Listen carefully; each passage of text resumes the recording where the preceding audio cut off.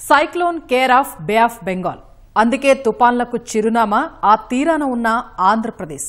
అవును, తుపాన్ల ప్రభావం ఏ రాష్ట్రంలో అధికమంటే ఆంధ్రప్రదేశ్ పేరు కూడా ప్రముఖంగా వినిపిస్తుంది.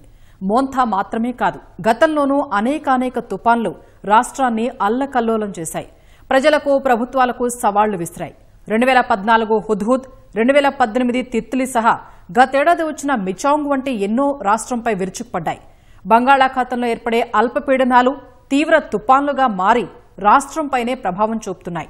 అందులోనూ అక్టోబర్, నవంబర్ మాసాల్లోనే ముప్పు అధికంగా ఉంటుంది. ఈ సమయాల్లోనే రాష్ట్రం భారీ మూల్యం చెల్లించుకోవాల్సి వస్తోంది. మరెందుకిలా? రాష్ట్రానికి తరచూ తుపాను ముప్పులు ఎందుకు?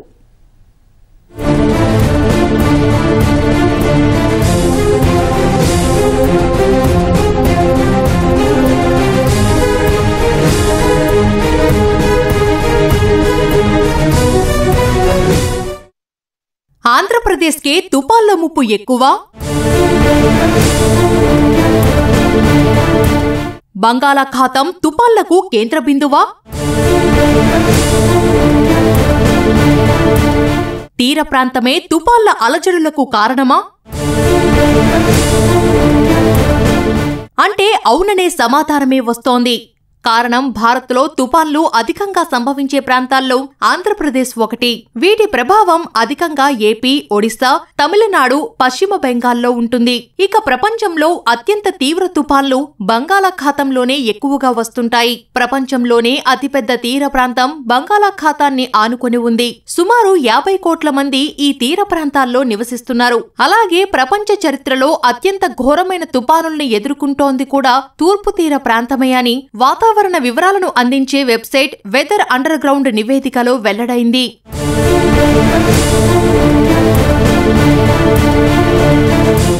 ఆంధ్రప్రదేశ్ తీర ప్రాంతం అనగానే మనకు టక్కును గుర్తుకు వచ్చేది 974 కిలోమీటర్లు అనే. అయితే ఇటీవలే కేంద్రం కొత్తగా తీసుకుని వచ్చిన అంచనాల ప్రకారం అది 1053 కిలోమీటర్ల వరకు చేరింది.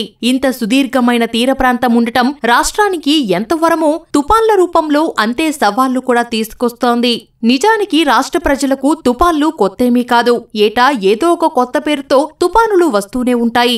రాష్ట్ర విపత్తుల నిర్వహణ సంస్థ అంచనా ప్రకారం తీర ప్రాంత జిల్లాల్లో దాదాపు 3.5 కోట్ల మంది నివసిస్తున్నారు. దీంతో సముద్రం నుంచి చిన్నపాటి ఉప్పెన వచ్చినా అది లక్షల మందిపై ప్రభావం చూపుతుంది. వాతావరణ పరిస్థితుల కారణంగా తరచూ ఏపీలోని శ్రీకాకుళం, విజయనగరం, వైజాగ్ నుంచి నెల్లూరు దాకా ఉన్న తీర ప్రాంత ప్రజలకు తుపానుల బెడద వెంటాడుతూనే ఉంది. ప్రస్తుతం ప్రజలందరిలో ఒక చర్చ జరుగుతుంది.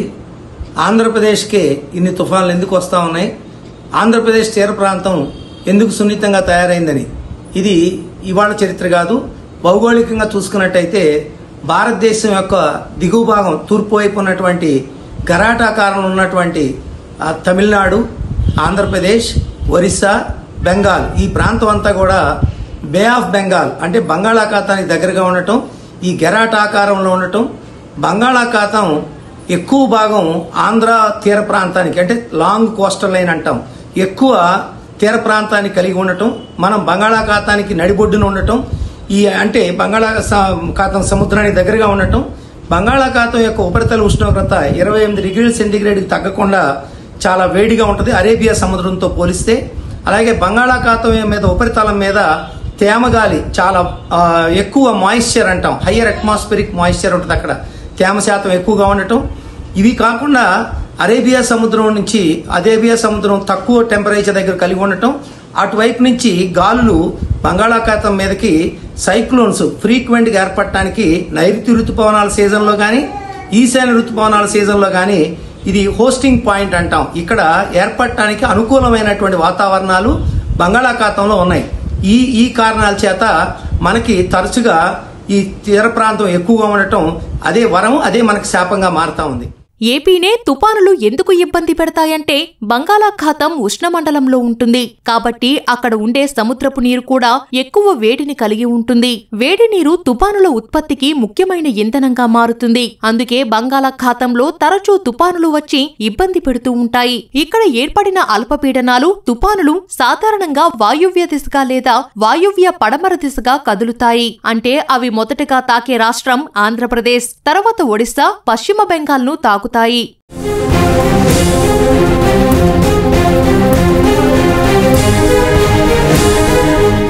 రాష్ట్రంలో ఇప్పటివరకు సంభవించిన తుపాన్లు ఎన్నంటే 5 దశాబ్దాల్లో 60 ప్రభావం చూపాయి. వాటిలో 36కు పైగా తీవ్ర, అతి తీవ్రత తుపాన్లే. 1977లో దివిసీమ ఉప్పెన సహా 1980, 1984, 1987 తుపాన్లు శ్రీకాకుళం, గుంటూరు, కృష్ణా, తూర్పు గోదావరి, ప్రకాశం, నెల్లూరు జిల్లాలు అత్యంత ప్రభావితమయ్యాయి. 1984లో శ్రీహరికోట సమీపంలో తీరం దాటిన తీవ్ర తుపాను వల్ల 16 మంది మరణించగా 40 కోట్ల రూపాయలకు పైగా నష్టం వాటిల్లినట్లు అంచనా వేశారు. 2003లో మచిలీపట్నం వద్ద తీరం దాటిన తుపాను 766 కోట్ల నష్టం మిగిల్చగా 44 మంది చనిపోయారు. 2006లో వచ్చిన ఓగ్ని తుపాను ఒంగోలు, మచిలీపట్నం మధ్య తీరం దాటగా దాని ధాటికి ప్రకాశం, గుంటూరు, కృష్ణా జిల్లాలు ప్రభావితమయ్యాయి. 2014లో హుద్హుద్ సృష్టించిన అలజడి అంతా ఇంతా కాదు. ఆ తుపాను వల్ల 21,000 కోట్ల నష్టం వాటిల్లింది.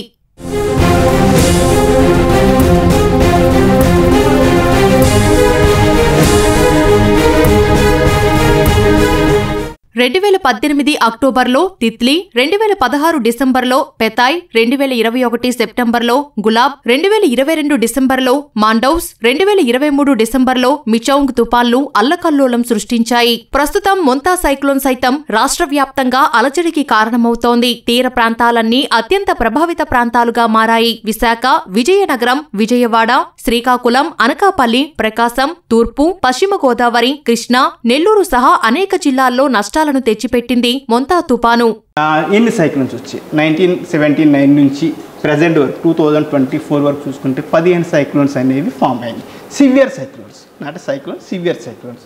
ఆ సివియర్ సైక్లోన్స్ ఫామ్ అయినప్పుడు 22లో ఒక సైక్లోన్ అంటే 1 డిసెంబర్ని ఫామ్ అయింది.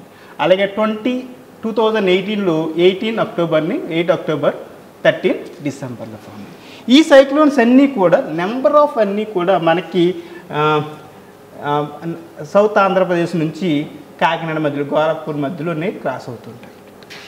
ఈ సైక్లోన్స్ వల్ల చూసుకుంటే మనకు ఉదుత్ సైక్లోన్ తీసుకోండి, మనకి 2014 అంటే సివియర్ సైక్లోన్ అన్నమాట. దీని యొక్క విండ్ స్పీడ్ అప్పుడే మనకి 220 కిలోమీటర్స్ పర్ అవర్ అన్నమాట. చాలా చెట్లు పడిపోవడం జరిగింది, వైజాగ్ తీరం నష్టం జరిగింది. ఇవన్నీ సైక్లోన్స్ కూడా టిల్టీ సైక్లోన్ మనకి చూసుకుంటే 2008 అంటే పెతే సైక్లోన్ ఆంధ్రప్రదేశ్, తమిళనాడు కోస్ట్ మధ్యలో క్రాస్ అవ్వడం జరిగింది. ఇవన్నీ కూడా సివియర్ సైక్లోన్స్ వల్ల మనకి ఏంటంటే చెట్లు పడిపోవటం, ఫ్లడ్స్ ఎక్కువగా ఉండటం, అలాగే సీ లెవెల్ రైజెస్ అనమాట. మనకి హై టైడ్స్ రావడం, కోస్టల్ పక్కన ఉన్నప్పుడు హై టైడ్స్ వచ్చి దానివల్ల ఏమవుతుందంటే చుట్టుపక్కల అంటే 2 to 5 కిలోమీటర్స్ వరకు సముద్ర కోస్ట్ నుంచి దానికి అలల తీవ్రత ఎక్కువ ఉండటం వల్ల అక్కడ స్టార్మ్ సర్జ్ ఇది ఎక్కువగా ఉంటుంటుంది. ఈ తుపానులు అక్టోబర్ నుంచి డిసెంబర్ మధ్యనే రావడానికి కూడా కారణాలు ఉన్నాయి. రాష్ట్రంలో 90% తుపానులు అక్టోబర్ 15 నుంచి డిసెంబర్ వరకు తీరం దాటడానికి అనుకూల పరిస్థితులుంటాయి. సముద్ర ఉపరితల ఉష్ణోగ్రతలు పెరగడం, జలాలు ఉప్పొంగడం వల్ల భవిష్యత్తులో తీర ప్రాంతాలకు ప్రమాదం వాటిల్లే అవకాశముంది. మడ అడవులను ధ్వంసం చేయడము ఇందుకు ఒక కారణమని నిపుణులు చెబుతున్నారు. సార్, సైక్లోన్స్ అనేవి మనకి ఎక్కువగా ఫ్రీ మాన్సూన్ అంటే ఏప్రిల్ టు మే మధ్యలో వస్తాయి. అలాగే అక్టోబర్ టు డిసెంబర్ మధ్యలో ఉంటాయి. అంటే మనకి జూన్ టు సెప్టెంబర్ ఉండేదానికి మాన్సూన్ సీజన్ అంటాము. ఈ టైంలో ఎక్కువ రెయిన్ పడుతుంటుంది. అక్కడ ఏంటంటే జూన్ టు సెప్టెంబర్ మధ్యలో ఏ విధమైన సైక్లోన్స్ అనేవి రావు. ఎందుకు రావండి అంటే వర్టికల్ విండ్ షేర్ అంటాం. అక్కడ విండ్ స్పీడ్ అనేది ఎక్కువ ఉంటుంది అనమాట. ఈ వర్టికల్ విండ్ షేర్ అనేది బిట్వీన్ అంటే లోయర్ లెవెల్ 850 దగ్గర నుంచి 200 హెక్టాపాస్కల్ మధ్యలో ఉండే లెవెల్ డిఫరెన్సెస్ని విండ్ షీర్ అంటారు. ఈ విండ్ షీర్ అనేది అక్టోబర్ టు డిసెంబర్ మధ్యలో తక్కువగా ఉంటుంది. అంటే మినిమం వర్టికల్ విండ్ షీర్ ఉండాలంటాం. అయితే ఈ జూన్ టు సెప్టెంబర్లో పడిన రెయిన్ వల్ల అంటే రివర్స్ కానీ ఇవన్నీ కూడా వాటర్ ఎవాపరేట్ అయ్యి మాయిశ్చర్ కంటెంట్ అనేది అట్మాస్ఫియర్లో ఎక్కువగా మాయిశ్చర్ అట్మాస్ఫియర్లో ఉన్నప్పుడు అట్మాస్ఫియర్లో ఇన్స్టెబిలిటీ ఏర్పడుతుంది. అంటే ఎంతైతే మాయిశ్చర్ ఉందో అక్కడ vertical clouds, cumulonimbus clouds form అవుతాయి. ఈ క్యూములోనింబస్ క్లౌడ్స్ అనేవి గ్రూప్గా అంటే నెంబర్ ఆఫ్ క్యూములోనింబస్ క్లౌడ్స్ ఒక సిస్టమ్ కింద ఫామ్ అవుతుంటుంది. ఇది అక్టోబర్ టు డిసెంబర్ మధ్యలో జరుగుతుంది. అంటే రివర్స్ వాటర్ అంతా ఓషన్లో కలుస్తుంటుంది, ఎవాపరేషన్ ఎక్కువగా ఉంటుంది. దీంతోపాటు ఓషన్ యొక్క టెంపరేచర్ అంటే సీ సర్ఫేస్ టెంపరేచర్ అంటే సముద్ర ఉపరితల ఉష్ణోగ్రత అనేది 20 డిగ్రీ సెంటిగ్రేడ్ కన్నా ఎక్కువ ఉండాలి. అలాగే మిడ్ లెవెల్ దగ్గర మాయిశ్చర్ కంటెంట్ ఎక్కువ ఉండాలి. ఈ ఫోర్స్ టిల్ట్ అవడానికి అంటే ఈ సైక్లోనిక్ సిస్టమ్ అనేది యాంటీ క్లాక్ వైజ్లో రొటేట్ అవుతుంది. ఇది రొటేట్ అవడానికి మనకి కొరియాలిస్ ఫోర్స్ అనేది మినిమం ఉండాలి. ఈ కండిషన్స్ అన్నీ సాటిస్ఫై అయినప్పుడు మనకి సైక్లోన్స్ అనేవి ఫామ్ అవడానికి పాసిబిలిటీ ఉంటుంది. తుపాన్లు సంభవించినప్పుడల్లా రాష్ట్ర ప్రభుత్వం అప్రమత్తమవుతుంది. స్వల్పకాలిక, దీర్ఘకాలిక చర్యలతో నష్ట తీవ్రతను తగ్గించే ప్రయత్నం చేస్తుంటాయి. హుద్హుద్, తిత్లీ సమయాల్లోనూ బాధితులకు నష్టపరిహారం సహా ఆస్తి నష్టాలను పూడ్చే ప్రయత్నాలు జరిగాయి. ప్రస్తుతం మొంతా తుపాను నేపథ్యంలోనూ స్వల్పకాలిక చర్యలకు ఉపక్రమించిన ప్రభుత్వం ప్రజలకు ఎలాంటి హాని జరగకుండా అహర్నిశలు శ్రమిస్తోంది. కంట్రోల్ రూమ్ కేంద్రాలు ఏర్పాటు చేయడంతో పాటు ప్రభావిత ప్రాంతాల్లో మంత్రులు సమీక్షా సమావేశాలు నిర్వహిస్తున్నారు. ఎప్పటికప్పుడు ప్రజలను అప్రమత్తం చేస్తున్నారు. ప్రభావిత ప్రాంతాల్లోనూ పర్యటిస్తూ నష్ట తీవ్రతను తగ్గించే పనిలో నిమగ్నమయ్యారు. తీరా లోతట్టు ప్రాంతాల్లోనూ ప్రజలను పునరావాస కేంద్రాలకు తరలించారు. అన్ని పునరావాస కేంద్రాల్లో ఆహారం, తాగునీరు, మందులు ఉంచాలని మంత్రులు అధికారులను ఆదేశించారు.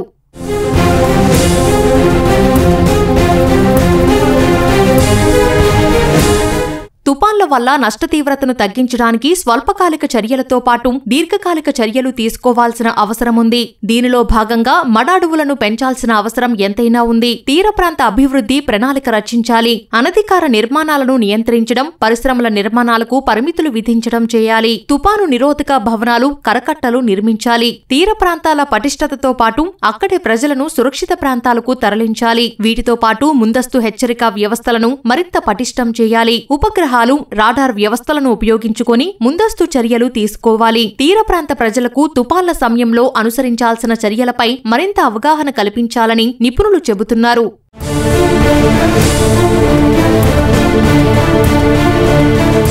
మొత్తంగా అత్యధిక తీర ప్రాంతం కలిగిన ఆంధ్రప్రదేశ్ తరచూ తుపాన్ల సవాళ్లు ఎదుర్కొంటూనే ఉంది. ఆ సవాళ్లకు అనుగుణంగా తగు జాగ్రత్తలు తీసుకుంటూ నష్ట తీవ్రతను తగ్గించేందుకు కృషి చేస్తోంది రాష్ట్ర ప్రభుత్వం.